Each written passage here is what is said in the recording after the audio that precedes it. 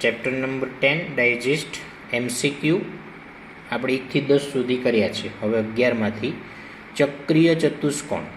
ચક્રીય ચતુષ્કોણ કે એનો મતલબ જે ચતુષ્કોણના ચારેય શિરોબિંદુ એક જ વર્તુળ પર હોય એને ચક્રીય ચતુષ્કોણ કહેવાય. ચક્રીય ચતુષ્કોણના સામસામેના ખૂણા પૂરક હોય. પૂરક એટલે જે બે ખૂણાનો સરવાળો 180 હોય એને પૂરક કહેવાય, અને જે બે ખૂણાનો સરવાળો 90 હોય એ બંને ખૂણાને એકબીજાના કોટિકોણ કહેવાય. બરાબર. તો રકમ શું કહે છે? ચતુષ્કોણ ABCD ચક્રીય ચતુષ્કોણ છે. ચતુષ્કોણ ABCD ચક્રીય ચતુષ્કોણ છે, એટલે ચારે શિરોબિંદુ એક જ વર્તુળ પર છે. પછી ખૂણો CAB છે 30. આ CAB આ જે ખૂણો છે એ 30 છે, અને ખૂણો ABC છે 100. ABC એટલે આખો ખૂણો આપ્યો છે 100. તો તમારે શોધવાનો છે કયો? તો ખૂણો ADB શોધવાનો છે. ADB જે હમણાં બતાવતો નથી. બરાબર છે. હવે તમે જુઓ કે આ જે 30નો જે ખૂણો આપ્યો એ ખૂણો એ પાસે આખો ખૂણો નથી. આખો ખૂણો એટલે અહીંથી અહીંયા સુધીનો. બરાબર છે. એટલે તમને ખૂણો એ આખો આપ્યો નથી. તો જ્યારે ચક્રીય ચતુષ્કોણમાં તમને આખો ખૂણો ના આપ્યો હોય, એને બદલે અડધો ખૂણો આપ્યો હોય, તો એક જ વૃત્તખંડના ખૂણા એકરૂપ એ નિયમ યુઝ કરવાનો. એક જ વૃત્તખંડના ખૂણા એકરૂપ હોય ક્યારે યુઝ કરવાનો? ચક્રીય ચતુષ્કોણ આપ્યું હોય, આખો ખૂણો ના આપ્યો હોય, એટલે કે અડધો ખૂણો આપ્યો હોય, અથવા અડધો ખૂણો શોધવાનો હોય, અથવા તો અડધો ખૂણો શોધવાનો હોય કે અડધો ખૂણો આપ્યો હોય, તો એક જ વૃત્તખંડના ખૂણા એકરૂપ એ નિયમ યુઝ કરવાનો. તો અને આપણે શોધવો છે કયો ખૂણો? તો કે AADB એટલે કે આ ખૂણો આપણે શોધવો છે. બરાબર છે. તો ચલો જે શોધવું છે એના પરથી જ વિચાર કરીએ. આપણે ADB ખૂણો શોધવો છે. એનો પહેલો છેલ્લો અક્ષર કયો છે? AB લખ્યો મેં. AB ને આપણે અહીંયા દાબી દઈએ. AB ને દાબી દીધો તો આ એની એક જ તરફ વર્તુળ પર D અને C છે. આ AB ને આપણે દાબી દીધો. જો આ A ને B છે એને આપણે દાબી દીધો તો એની એક જ તરફ વર્તુળ પર D અને C છે. તો તમે જુઓ આ જે થઈને એક ગુરુચાપ AB થયું. A થી સ્ટાર્ટ કરો આ વર્તુળ પર B સુધી, તો આ ગુરુચાપ AB થઈ. એ ગુરુચાપ પર D ને C છે, એટલે કે આ D પાસેનો ખૂણો અને અહીંયા આ C પાસેનો ખૂણો. જો તો અહીંયા D વચ્ચે જેમ છે એમ હવે આ વધ્યો કયો અક્ષર? D અને C વધ્યો હતો ને, તો અહીંયા D વચ્ચે આવી ગયો, તો હવે વચ્ચે બીજો અક્ષર કયો લેવાનો? આ C. તો આ અને આ બંને ખૂણા એક જ વૃત્તખંડના ખૂણા થયા. બરાબર છે. એટલે આ બંને ખૂણા સરખા, બંને ખૂણાના માપ સરખા. રીઝન શું લખાય?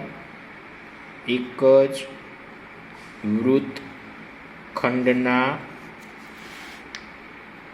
ખૂણા સમાન હોય. એક જ વૃત્તખંડના ખૂણાના માપ સરખા હોય. બરાબર છે. તો એ નિયમ. એટલે જો તમારે આ ADB શોધવો હોય તો એના માટે તમને આ ખૂણો ખબર હોવી જોઈએ, કારણ કે ACB ને ADB સરખા થાય. હવે તમે ખાલી આનો વિચાર કરો. આ એક ત્રિકોણ જે છે, ખાલી આ ત્રિકોણ તમે જુઓ આ રીતે, તો આ વચ્ચેની લીટી નથી એવું માની લ્યો, તો આ એક ત્રિકોણ બન્યો કે નહીં? તો ત્રિકોણના 3 ખૂણાનો સરવાળો કેટલો થાય? 180. એટલે આ ખૂણો 100 છે, આ ખૂણો 30 છે, તો 100 અને 30 130. 180 માંથી 130 જાય તો આ ખૂણો આવશે 50. એટલે આપણે કયા ત્રિકોણની વાત કરીએ છીએ? ABC. તો ત્રિકોણ ABCમાં એકવાર B વચ્ચે લખીએ છીએ, એકવાર A વચ્ચે લખીશું, અને એકવાર C વચ્ચે લખીશું. એટલે બી પાસેનો ખૂણો આ, એ પાસેનો ખૂણો આ 30 અને આ સી પાસેનો ખૂણો જે શોધવાનો છે. તો આ ત્રણનો સરવાળો 180. એમાં બી પાસેનો ખૂણો આપ્યો છે 100. આ બી એ સી આ ખૂણો છે 30 અને એ સી બી જે આપણે શોધવો છે બરાબર 180. તો 100 + 30 કરીએ તો 130 થાય, વત્તા એસીબી બરાબર 180. 130 વત્તા છે ને આ બાજુ લઈ જઈશું એટલે એસીબી બરાબર 180 વત્તા છે એ થઈ જશે માઇનસ. 180 માંથી 130 જાય તો 50 આવે એટલે એસીબી ખૂણાનું માપ થયું 50. એટલે આ ખૂણો 50 થયો. પણ અહીંયા શું કીધું? એસીબી ને એડીબી કેવા? સરખા. એસીબી એડીબી સરખા. એસીબી અને એડીબી સરખા, એક જ વૃત્તખંડના ખૂણા. એસીબી 50 તો આ એડીબી બી 50 થઈ ગયો. 12મો દાખલો. પી કેન્દ્રિત વર્તુળમાં સમબાજુ ત્રિકોણ એબીસી અંતર્ગત છે. અંતર્ગત એટલે અંદર. વર્તુળની અંદર ત્રિકોણ એબીસી છે અને સમબાજુ છે એ બી સી. એટલે આ ત્રિકોણ સમબાજુ છે. સમબાજુ છે એનો મતલબ એની ત્રણેય બાજુ કેવી હોય? સરખી. બરાબર છે. તો ત્રિકોણ એ બી સી સમબાજુ છે. અંતર્ગત એટલે અંદરની સાઈડ છે ત્રિકોણ. બરાબર છે. હવે જે ત્રિકોણ સમબાજુ હોય એના ત્રણેય ખૂણા કેટલાના થાય? 60ના. કારણ કે ત્રણ ખૂણાનો સરવાળો 180. ત્રણ ખૂણાનો સરવાળો 180 પણ ત્રણે ત્રણ ખૂણા સરખા. કેમ? કારણ કે ત્રણ બાજુ સરખી તો એની સામેના ત્રણે ત્રણ ખૂણા બી સરખા. એટલે 180 ભાગ્યા 3 કરો એટલે 60 થયા. એટલે આ ખૂણો એ 60, આ બી પણ 60 ને સી બી 60. અને તમને શોધવાનો કયો કીધો છે? ખૂણો બી પી સી. આ ખૂણો શોધવાનો કીધો છે. તો તમે જુઓ આ લઘુચાપ થઈ અને આ જે ખૂણો બન્યો એ કોણે બનાવ્યો? તો કે લઘુચાપે. ક્યાં આગળ બનાવ્યો? તો કે કેન્દ્ર પાસે. તો બી પી સી. બરાબર. આ લઘુચાપ અને આ પી પાસેનો ખૂણો એટલે કેન્દ્ર આગળનો ખૂણો. તો આ લઘુચાપ. તો આ શું થયો? એનો બાકીનો ભાગ ગુરુચાપ થયો. તો અહીંયા જે ખૂણો બને, બાકીના ભાગમાં જે ખૂણો બને એના કરતાં અહીંયા ખૂણો ડબલ બને કેન્દ્ર આગળ. એટલે આ બી પી સી ડબલ છે. કોનાથી? બી એ સીથી ડબલ છે. એટલે 2 × 60 બરાબર 120. એટલે આ ખૂણો 120 થાય. ચલો 13માની અંદર ઓ કેન્દ્ર અને 5 સેમી ત્રિજ્યાવાળા વર્તુળમાં કેન્દ્ર અને 5 સેમી ત્રિજ્યાવાળા વર્તુળમાં ખૂણો એબીસી અંતર્ગત છે. અંતર્ગત એટલે અંદર. ખૂણો એબીસી વર્તુળમાં અંતર્ગત છે એટલે કે વર્તુળની અંદર છે. અને એમાં પાછો એસી વ્યાસ છે. એસી વ્યાસ છે. તો વ્યાસ કેન્દ્રમાંથી પસાર થાય. આ એસી વ્યાસ છે. અને એ બી સી વર્તુળમાં અંતર્ગત છે. તો આ વર્તુળની અંદર બન્યો ને આ ખૂણો. બરાબર છે. હવે જો આ વ્યાસ છે, આ વ્યાસ હોય તો આ જે ખૂણો બન્યો એ અર્ધો વર્તુળનો અંતર્ગત ખૂણો. કારણ કે એસી વ્યાસ તો આ એ બી સી જે ચાપ બની એ અર્ધો વર્તુળ ચાપ થઈ. એ બી સી ચાપ કઈ ચાપ બની? અર્ધો વર્તુળ ચાપ થઈ. એટલે અહીંયા જે આ ખૂણો બન્યો ને એ ખૂણો અર્ધો વર્તુળનો અંતર્ગત થયો. એટલે ખૂણો એ બી સી એ અર્ધ વર્તુળનો અંતર્ગત ખૂણો થાય. અને અર્ધ વર્તુળનો અંતર્ગત ખૂણો કાટખૂણો હોય. અર્ધ વર્તુળનો અંતર્ગત ખૂણો કેવો હોય તો કે કાટખૂણો હોય. એટલે આ બી પાસે જે ખૂણો બને એ ખૂણો કેટલાનો થાય? 90નો. એટલે ખૂણા ABCનું માપ થયું 90. હવે AB 8 કે છે. AB 8 કે છે. આપણે BC શોધવાનો છે અને ત્રિજ્યા 5 આપી છે. તો EC ને તો વ્યાસ કહેવાય. તો વ્યાસ એ ત્રિજ્યાથી ડબલ. વ્યાસ જે અહીંયા AC છે એ ત્રિજ્યાથી ડબલ થઈ. એટલે 2 ગુણ્યા R એટલે 5 જે આપી છે. 2 પંચા 10 એટલે ત્રિજ્યા 10 સેમી અને AB 8 સેમી છે. બરાબર છે. હવે જો આ કાટખૂણો તો આ કર્ણ થયો, જેનું માપ આપણને કેટલું મળ્યું? 10. તો ત્રિકોણ ABCમાં ખૂણો B 90નો. એ માટે પાયથાગોરસ પ્રમેય મુજબ કાટકોણ ત્રિકોણમાં બે બાજુ પરથી ત્રીજી બાજુ શોધવી હોય તો પાયથાગોરસનો નિયમ યુઝ થાય.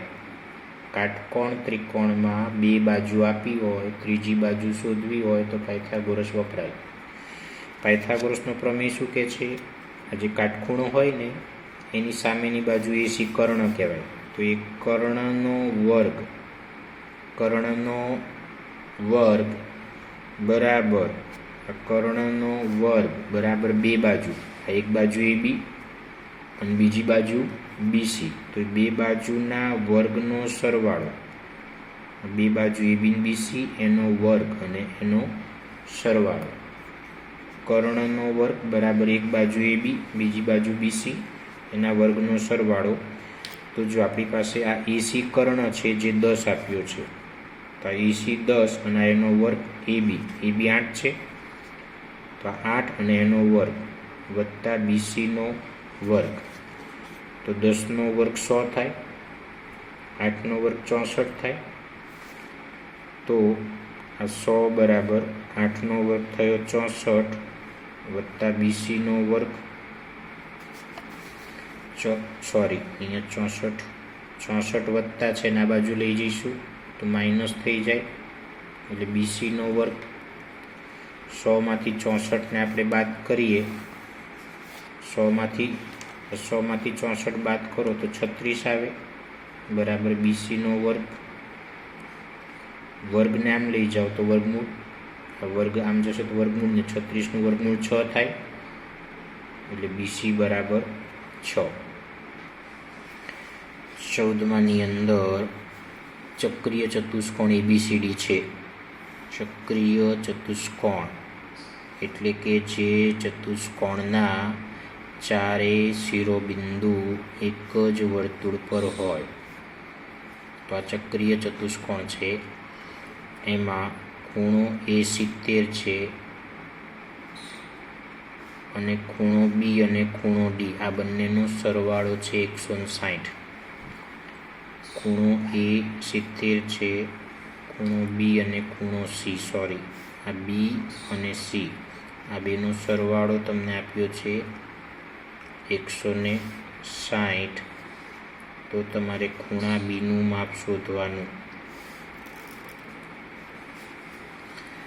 પણ આપણને ખબર છે કે ચક્રીય ચતુષ્કોણના સામસામેના ખૂણાનો સરવાળો 180 થાય. એટલે A અને C સામસામેના ખૂણા, એટલે A અને Cનો સરવાળો 180. પણ એમાં A ખૂણો 70નો છે તો આપણે આ C ખૂણો શોધીએ. બરાબરની આગળ કંઈ પણ લખો ને, બરાબર નિશાની છે એની આગળ આ કંઈક લખીએ છીએ તો માટે નિશાની કરવાની. આ ખાસ ધ્યાન રાખવાનું, ના કરો તો માર્ક કાપી લે સ્કૂલવાળા. 70 પ્લસમાં છે ને ઓલી બાજુ લઈ જાઓ તો 70નું માઇનસ થઈ જશે, પ્લસમાં છે બંનેની બાદબાકી 110 થાય. એટલે આ ખૂણો C મળી ગયો. હવે આપણને B અને Cનો સરવાળો આપ્યો જ છે. B અને Cનો સરવાળો આપ્યો છે 160. Bનું માપ શોધવું છે. Cનું માપ 110 શોધ્યું આપણે.